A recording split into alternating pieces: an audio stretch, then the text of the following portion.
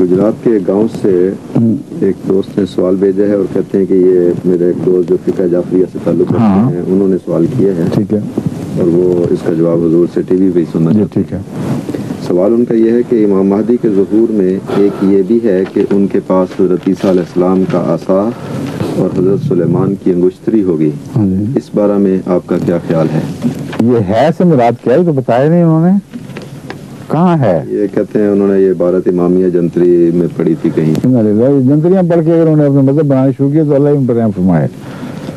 قرآن موجود ہے، کھلی کھلی کتاب ہے، احادیث موجود ہیں، اور حضرت علی رضی اللہ تعالیٰ عنہ کے اقوال بھی کتابی صورت میں محفوظ ہیں، تو ان پر دیکھیں، ان میں تو کہیں ذکر ہی نہیں ملتا کیونکہ انگشتری حضرت سلیمان کی۔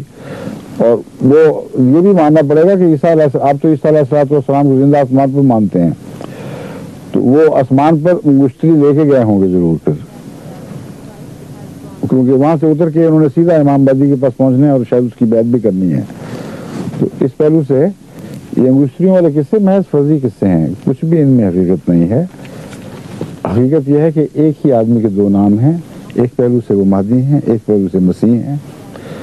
لوگوں کو زندگی بخشنے کے اعتبار سے ان کی تمثیلاً ان کو مسیح کہا گیا، عیسائی قوموں کی صلیب توڑنے کے اعتبار سے ان کو مسیح کہا گیا۔